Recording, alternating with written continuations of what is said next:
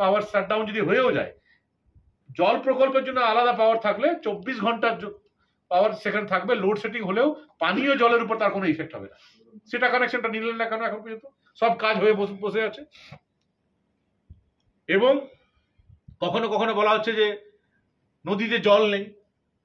আচ্ছা, নদীতে কি উপরে সারফেস ওয়াটার থেকে কি জল আসে নাকি? নদীতে যে জল আমরা যে জলটা আনি সেটা বালির ভেতর থেকে জলটা টেনে নিয়ে আসা হয়। কাকে বোকা বানাচ্ছেন এরা? নিজেরাও কিছু জানেন না, না ইঞ্জিনিয়াররা ওদেরকে বোকা বানাচ্ছে, কিছু বুঝতে পারছি না। বলছে নদীতে জল নেই, নদীর জলের উপর ভরসা করি। নদীর সারফেস ওয়াটার দিয়ে কি আমরা দিই নাকি কাউকে? 200 ফিট 300 ফিট নিচে থেকে জল তোলা হয়, এবং সেটাই পাইপটা খুলে আগে থেকে 6 মাস আগে থেকে তার কাজ করতে হয়। তো সেটা না করে এখন বিভিন্ন অজুহাত দেখানো হচ্ছে। ফ্ল্যাট গুলোতে আপনি দেখবেন যে বিভিন্ন ফ্ল্যাটে আমরা একটা মিটার বসিয়ে দিয়েছিলাম যে মানুষের কাছে ফ্ল্যাট থেকে পয়সা নেবেন আর এই এতটা জল আপনাকে দিতে হবে। যে কোনো ফ্ল্যাটে আপনি চলে যান আসানসোলে, ফ্ল্যাটের লোকেরা জল কিনে কিনে খাচ্ছে, কিনেও জল পাচ্ছে না। আমি মানে ভেবেছিলাম বলবো না, কিন্তু 3-4 মাস হয়ে গেল এখন বলতে হচ্ছে। আমি নিজের এই ফ্ল্যাটে যেখানে আমি থাকি, আমি নিজে জল কিনেছি 7, 8, এই শুধু গ্রীষ্মকালে 9, 10, 11, 12, 13, 14, 15, 16, 17, 18, 19 ট্যাঙ্কার জল, মানে ওই 1600 টাকা করে, যেটা সবচেয়ে বড় ট্যাঙ্কার। 19 ট্যাঙ্কার জল 1600 টাকা করে আমি নিজে কিনেছি লাস্ট 3 মাসে।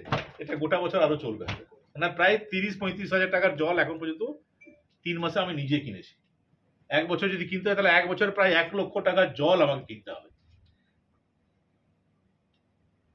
এটা তো তাহলে কেন জল প্রকল্প কিসের জন্য?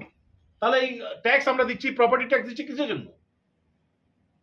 এটা তো লুকানো ব্যাপার না, প্রত্যেকটা রসিদ আপনাদেরকে দিয়ে দেবো কপি। আমি ভেবেছিলাম এটা বলবো না, কিন্তু এরা বাধ্য করছে বলতে। কোনোদিন কল্পনাও কেউ ভাবেনি যে এরকম ফ্ল্যাটে আমাদেরকে ট্যাঙ্কারে করে জল কিনে পরে যে ফ্ল্যাটে কানেকশন নেই তাদের ব্যাপার আলাদা, কিন্তু যাদের বৈধ কানেকশন আছে প্রত্যেক মাসে জলের জন্য পয়সা দিচ্ছে, তারপরেও প্রত্যেক মাসে 3000-4000 টাকা জল কিনে পরে খেতে হচ্ছে। 10,000 টাকা, প্রায় 10,000 টাকা জল কিনে করে খেতে হচ্ছে। অন্যান্য জায়গায় কি হচ্ছে আপনি দেখছেন।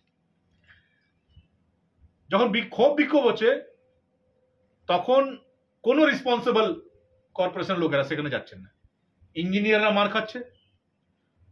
আমি বলছি যে ইঞ্জিনিয়ারের গায়ে হাত দেওয়ার সাহস দেখাচ্ছে কি করে একটা অঞ্চলের মানুষ? তার মানে সে অঞ্চলে কাউন্সিলর যারা আছে তাদের ওই অঞ্চলে মানুষের উপর কন্ট্রোল নেই।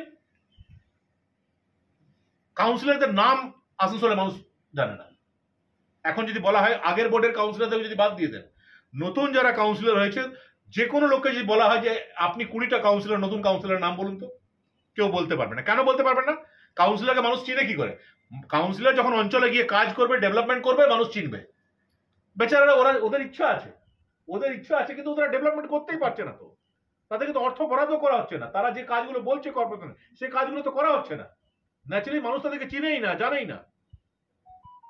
এই সিস্টেমে যদি চলতে থাকে তাহলে আসানসোলে কিন্তু আগামী দিনে ললেসনেস চলে আসবে। এবং এর মূল কারণই হলো শুধুমাত্র নিজের লোকজন যারা আছে, নিজের পরিচিত লোক আছে, তাদেরকে বিভিন্ন জল সংক্রান্ত টেন্ডার পাইয়ে দেব। সে কাজ জানুক না জানুক, তার অতীত কি ইতিহাস আছে, অতীতে সে কখনো জলের কাজ করেছে না করেছে, দল দেখতে নেই, দল দেখতে নেই। আমি যখন এসেছিলাম তার আগে সমস্ত জলের কাজ সিপিএম এর লোকেরা করতো, সমস্ত কন্ট্রাক্টর সিপিএম করতো। একজনকে আমরা সরাইনি, কারণ আমরা জানতাম যে 20 বছর ধরে ওরাই করে আসছে। আজকে যদি ওদেরকে সরিয়ে দেন, অন্য কেউ যদি আসে, সে ওই কাজটা জানে না। কিন্তু এখন প্রথম ওদের ছিল না, লোকগুলো যারা আছে তাদেরকে সরিয়ে দিতে হবে। ঠিক আছে, তোমাদের অধিকার, তোমরা সরাতে পারো। তো যাদেরকে নতুন হলে তাদেরকে দিয়ে কাজটা করাও। যে সিভিল কন্ট্রাক্টর করতো তাকে দিয়ে জলের কাজ করাচ্ছে। যে সারা জীবন বিল্ডিং তৈরি করলো তাকে বলছে আপনি জলের কাজ করুন, এই নিন জলের কাজ। সেও নিয়ে নিচ্ছে, জানাই না জল কিভাবে করতে হবে না।